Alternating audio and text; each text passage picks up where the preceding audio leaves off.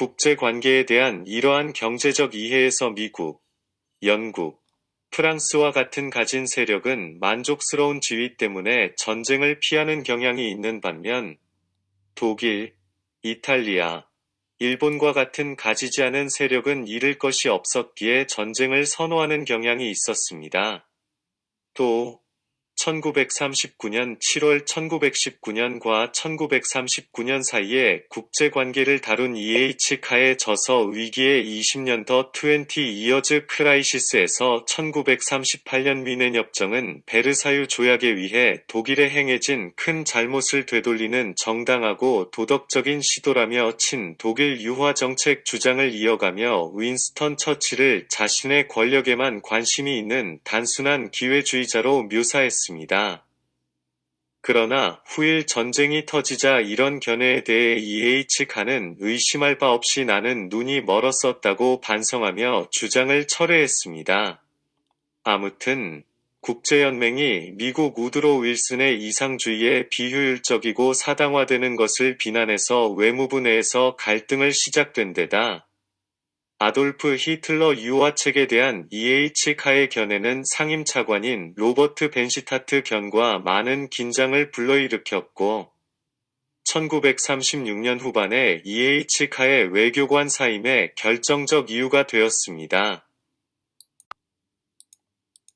이후 1936년부터 영국 에버리스트위스에 있는 웨일스 대학교 유니버시티 칼리지 오브 웨일즈 우드로 윌슨 국제정치학 석좌 교수직을 외교부 서기 1과 1940년까지 병행했고 석좌 교수직은 1939년 세계대전부터 강의를 등한시하는 바람에 데이비스 경을 중심으로 1943년부터 교수직을 박탈하자는 주장이 일었지만 EH 카의 국제관계 이론에 대한 공헌과 영향력이 커서 1947년에 스스로 물러날 때까지 급료를 받으며 교수직을 유지했습니다.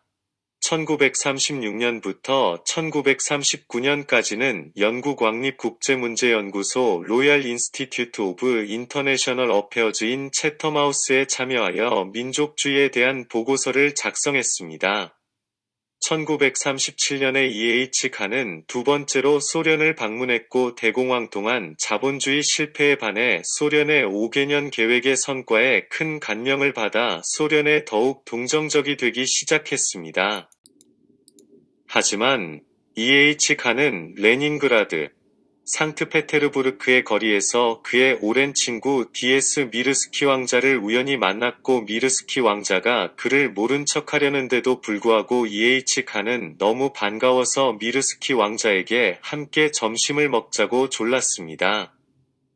스탈린의 대숙청인 예조브 신하가 절정에 이르렀고 외국인과 허가 없이 접촉한 소련 시민은 누구나 스파이로 간주되었기 때문에 소련 비밀경찰 NKVD는 미르스키 왕자를 영국 스파이로 체포했습니다. 미르스키 왕자는 2년 후 마가단 근처의 굴라크 수용소에서 사망했습니다. 결국 EH 카 덕분에 미르스키 왕자는 죽었습니다. 1937년 소련 방문 후 독일을 방문했습니다. 1937년 10월 12일 채텀하우스에서 이 두 나라에 대한 인상을 요약한 연설에서 EH 카는 독일이 거의 자유로운 나라라고 말했습니다. 미르스키 왕자의 운명을 알지 못한 EH 카는 우연히 만난 친한 친구 미르키스 왕자가 살고자 자신을 억지로 모르는 척한 이상한 행동에 대해서도 천연덕스럽게 말했습니다. 외교관으로서 EH 카의 마지막 조언은 영국이 발칸 반도를 독일의 배타적 영향력 지역으로 받아들이도록 촉구하는 메모였습니다.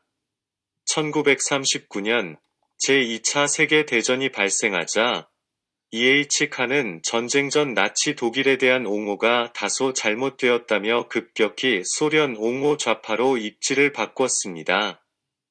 이는 영국 정보부에서 미넨 협정에 삐친 소련을 독소 불가침 조약을 파기하고 다시 연합군으로 끌어들이는 데에 러시아 전문가로서 활동한 것입니다. EH 칸은 영국이 독일을 이길 수 없다고 생각했기 때문에 1939년 9월 3일 독일에 대한 선전포고는 그를 매우 우울하게 만들었습니다. 1940년 3월에 더 타임스 논설위원이 되는 것을 핑계로 외무부 일은 완전히 그만두었습니다. 1940년 여름에 소련의 발트 3국 합병을 지지하는 논설을 싣었는데 너무 급진적 친소련 경향을 보였습니다. 1940년 12월 5일 두 가지 재앙 더 투 스쿠르즈이라는 제목의 논설에서 EH 칸은 실업의 재난을 제거해야만 전쟁의 재난도 제거할 수 있다고 썼습니다.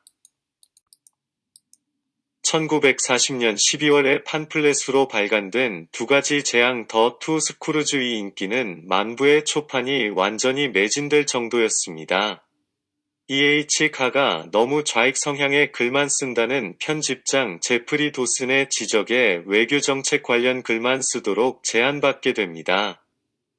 하지만 편집장이 축출되고 로버트 메링톤 워드로 바뀌자 1941년부터 1946년까지 부편집장 직위로 다시 자유롭게 글을 쓸 수 있게 됩니다.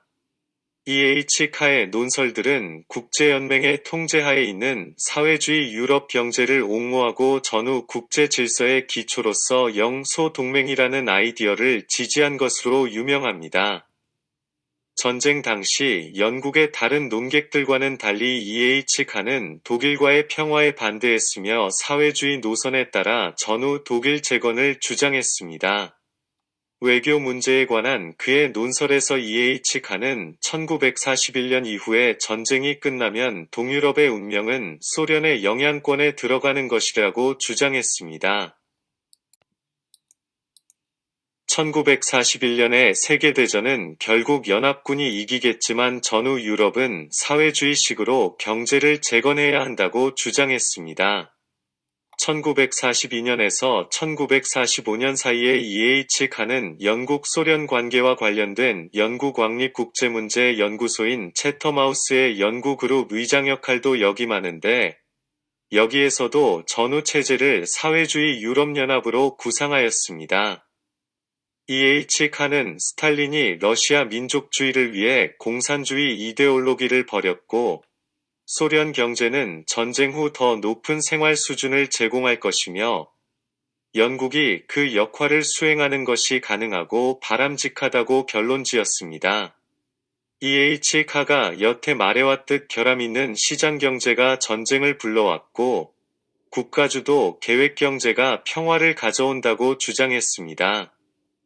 1942년 저서 평화의 조건 컨디션즈 오브 피스에서 EH 칸은 제2차 세계대전을 일으킨 것은 결함이 있는 경제 시스템이며 또 다른 세계대전을 막을 수 있는 유일한 방법은 서구 열강이 사회주의를 채택하는 것이고 전후 열강들이 식민지를 모두 독립시켜야 한다고 주장해 비난을 받기도 했습니다. 평화의 조건에 대한 아이디어의 주요 출처 중 하나는 아메리칸 로렌스 데니스의 1940년 책 전쟁과 혁명의 역학 다이나믹스 오브 워 앤드 레볼루션이었습니다. 평화의 조건에 대한 리뷰에서 영국 작가 레베카 웨스트는 EH 카가 데니스를 출처로 사용한 것에 대해 진지한 영국 작가가 오스왈드 모슬리 경을 인용하는 것은 이상하다며 비판했습니다. 1942년 6월 2일 상원의원 엘리뱅크 자작도 독일과의 관대한 평화에 대한 평화의 조건에 대한 그의 견해와 영국이 전쟁 후 모든 식민지를 국제위원회에 넘길 것을 제안한 것에 대해 EH 카를 매우 위험하다고 비난했습니다. 1943년 4월 28일 러시아와 폴란드라는 제목의 논설에서 EH 칸은 소련의 비밀경찰 NKVD가 폴란드에서 자행한 카틴 대학살을 비난하고 적십자의 조사를 요청했습니다. 1944년에 그리스 내전에서 영국군이 그리스 공산주의 조직 ELAS에게 공격을 받았음에도 거의 도전할 수 없는 권위를 행사하는 것으로 보이는 그리스에서 가장 큰 조직화된 정당 또는 정당 그룹으로 영국은 EAM을 합법적인 그리스 정부로 인정해야 한다고 옹호해 윈스턴 처칠까지 하원 연설에서 EH카를 비난했습니다. 반면에 같은 해 논설에서 영국이 후원하는 런던 폴란드 임시정부를 불인정하고 소련이 후원하는 루블린 폴란드 임시정부를 인정해야 한다고 주장했습니다. 1944년 말에 EH카는 소련이 독일의 침략에 어떻게 저항했는지 설명하기 위해 사회, 정치, 경제 역사의 모든 측면을 포함하는 1917년부터 소비에트 러시아의 완전한 역사를 쓰기로 결정했습니다. 그 결과물인 1950년부터 1978년까지 집필한 EH카의 14권으로 된 소비에트 러시아 역사는 1929년까지의 이야기를 담고 있습니다. 1945년 5월에는 민족주의 내셔널리즘과 그 이유를 출판하여 전후 세계는 영미의 특별한 관계가 평화의 주요 보루가 될 것이라고 믿는 사람들을 분노하게 만들었습니다. EH카는 그의 저서와 타임지 논설을 통해 미국에 대항하여 소련과 동조할 영국 독일 파트너십에 기반을 둔 사회주의 유럽연합의 창설을 촉구했습니다.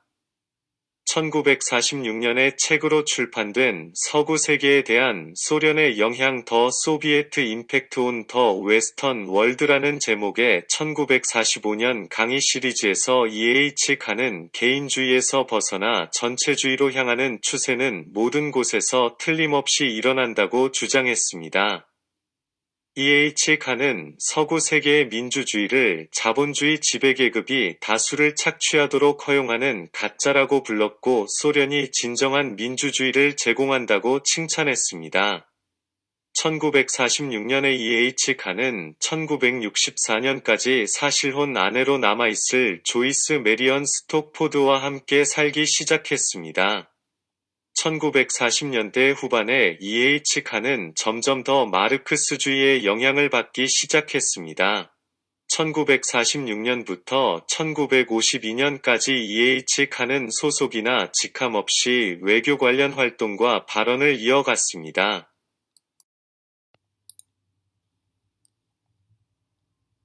1946년에 출판한 저서 소련이 서구에 준 충격에서 EH카는 개인주의에서 전체주의로의 추세는 어디에서나 명백하며 마르크스주의는 성공적인 유형이고 서구 민주주의는 자본주의 지배계급이 착취하기 위한 도구로 소련의 민주주의가 진짜라고 재차 주장했습니다.